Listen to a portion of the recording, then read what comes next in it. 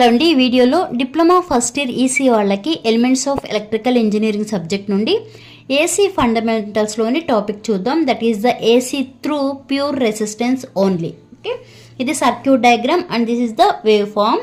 ఇక్కడ మనకి R is the pure resistor.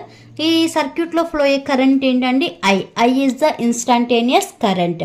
ఇక్కడ ఐవి అని రాసాను చూసారా, this is the vector representation. అంటే ఇక్కడ వోల్టేజ్ అలానే కరెంట్ రెండు కూడా ఇన్ ఫేజ్లో ఉంటాయి. And V is the applied voltage. ఇక్కడ మనకి సింబల్ ఇలా ఉంది అంటే ఇది ఏంటండి? ఆల్టర్నేటింగ్ అంటే ఏసీ వోల్టేజ్ అనమాట. AC voltage source V equal to V M sine omega T. ఇది వేవ్ ఫామ్ వచ్చేప్పటికి ఇదేమో వోల్టేజ్, ఇదేమో కరెంట్. అంటే current magnitude is always lesser than the voltage magnitude. ఇప్పుడు వోల్టేజ్ మనం కరెంట్ కంపేర్ చేస్తే వోల్టేజ్ మ్యాగ్నిట్యూడ్ అనేది ఎక్కువ ఉంటుంది కరెంట్ మ్యాగ్నిట్యూడ్ కన్నా. Okay, let the applied voltage equation అని ఏమని రాసాము? V equal to V M sine omega T అని రాసాము కదా. According to Ohm's law I equal to V by R. Okay, I equal to ఇక్కడ వి ప్లస్ ఏం substitute చేయాలి? విఎం సైన్ ఒమేగా టీ అనేది సబ్స్టిట్యూట్ చేయాలి. అలా సబ్స్టిట్యూట్ చేసి ఇదే ఈక్వేషన్ ఏమని రాశాను? V M by R into sine omega T అని రాసాం. According to Ohm's law I equal to ఏమంటున్నాము? వి బై ఆర్ అంటున్నాము కదా. ఇది కూడా అంతే, బట్ ఇక్కడ ఎం ఉందంటే మ్యాక్సిమం వోల్టేజ్. అందుకే ఇక్కడ ఏమని రాసుకోవచ్చు మనం? Maximum current IM equal to VM by R అని రాయొచ్చు కదా. అదే ఇక్కడ రాశానండి. ఇప్పుడు ఈ విఎం బై ఆర్ ప్లస్ ఏం సబ్స్టిట్యూట్ చేయొచ్చు మనం?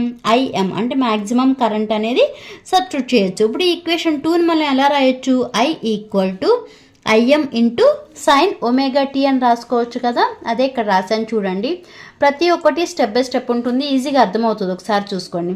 ఇప్పుడు ఈక్వేషన్ 1ని అలానే ఈక్వేషన్ 3ని కంపేర్ చేస్తే మనకి ఏం అర్థమవుతుంది అంటే voltage and current are in phase with each other. Okay, voltage అలానే కరెంట్ రెండు కూడా ఇన్ ఫేజ్లో ఉంటాయి.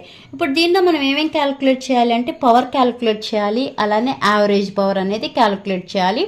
మనకి పవర్ క్యాలిక్యులేట్ చేయాలంటే ఫార్ములా ఏంటి? P equal to V into I కదా.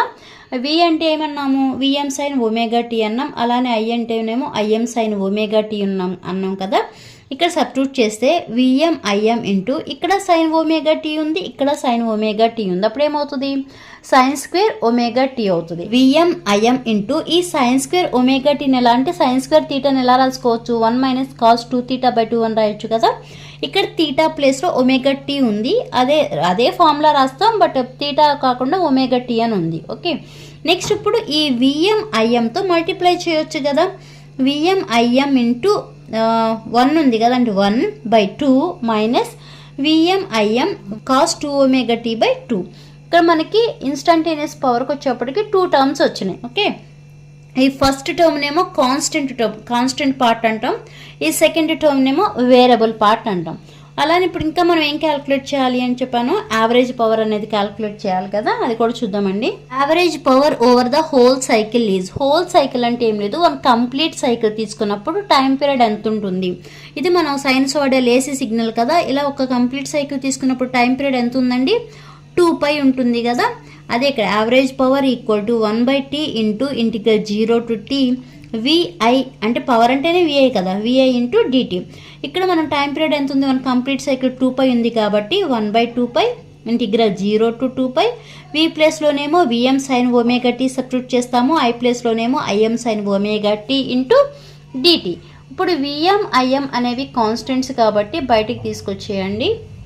VM I M by 2π integral 0 to 2π sine omega T into sine omega T ఏమవుతుంది? Sine square omega T into dt అవుతుంది. ఇందా చెప్పాం కదా మనం ఇన్స్టంటేనియస్ పవర్ క్యాలిక్యులేట్ చేసేటప్పుడు సైన్ ఒమేగా టీని ఏమని రాసుకోవచ్చు అని చెప్పాం? 1 minus cos 2 omega T by 2 అని రాయొచ్చు కదా. అదే ఇక్కడ రాశాను, మీరు కన్ఫ్యూజ్ అవ్వకుండా ఉండడం కోసం ఈ ఒమేగా టీనే ఇక్కడ తీటా అని రాశాను. ఇలా ఒమేగా టీ అని వేసి కూడా చేయొచ్చు, బట్ కన్ఫ్యూజ్ అవ్వకుండా ఈజీగా అర్థమవుతుందని omega T equal to theta అని వేశాను. అలా సబ్స్టిట్యూట్ చేస్తే V M I M by 2π integral 0 to 2π 1 minus cos 2 theta by 2 into d theta. ఇక్కడ 2 కూడా కాన్స్టెంట్ కాబట్టి ఇలా బయటకు తీసుకొచ్చేటప్పుడు ఏమవుతుంది? విఎం ఐఎం బై 2 ఇంటూ 2 అంటే 4π. ఇప్పుడు ఈ 1కి అలానే కాస్ 2 తీటాకి ఇంటిగ్రేషన్ అనేది అప్లై చేయండి. ఇంటిగ్రేషన్ అప్లై చేస్తే ఇంటిగ్రల్ 1 ఇంటూ డి తీటా అంటే తీటా. లిమిట్స్ ఏమున్నాయండి, 0 to 2π కదా, అప్పర్ లిమిట్ లోవర్ లిమిట్ పెట్టాం, మధ్యలో మైనస్ ఉంది. అలానే integral cos 2θ into d theta అంటే సైన్ 2θ/2. ఓకే, అంటే దాని ముందు వచ్చే ఫ్యాక్టర్ ఏదైతే ఉంటుందో డినామినేటర్లో వేస్తాం కదా, ఇక్కడ కూడా upper limit minus lower limit అనేది చేయాలి. అలా చేస్తే VM IM/4π upper limit minus lower limit, మళ్ళీ ఇక్కడ మైనస్, ఇక్కడ కూడా అంతే సైన్ 2 ఇంటూ తీటా ప్లేస్లో 2π సబ్స్టిట్యూట్ చేయాలి. అప్పుడు ఏమవుతుంది, 2 ఇంటూ 2 4π అవుతుంది, డినామినేటర్లో 2 ఉంది, మైనస్. ఇప్పుడు లోవర్ లిమిట్ అనేది 0 కాబట్టి 0 సబ్స్టిట్యూట్ చేసాం. సైన్ nπ వాల్యూ ఎంత, 0 కాబట్టి ఈ టర్మ్ 0 అయిపోతుంది. అలానే సైన్ 0 వాల్యూ 0 కాబట్టి ఈ టర్మ్ కూడా 0 అయిపోతుంది. మనకి మిగిలింది ఏంటి, ఓన్లీ 2π మైనస్ 0 అంటే 2πయే కదా. విఎం IM/4π ఇంటూ 2π ఉంది. 2π అనేది 4πలో 2 టైమ్స్ క్యాన్సిల్ అవుతుంది కాబట్టి క్యాన్సిల్ చేసాము. మనకి మిగిలింది విఎం IM/2 మిగిలింది. ఈ విఎం IM/2ని ఎలా రాసుకోవచ్చు, విఎం/√2 ఇంటూ IM/√2 రాయొచ్చు కదా.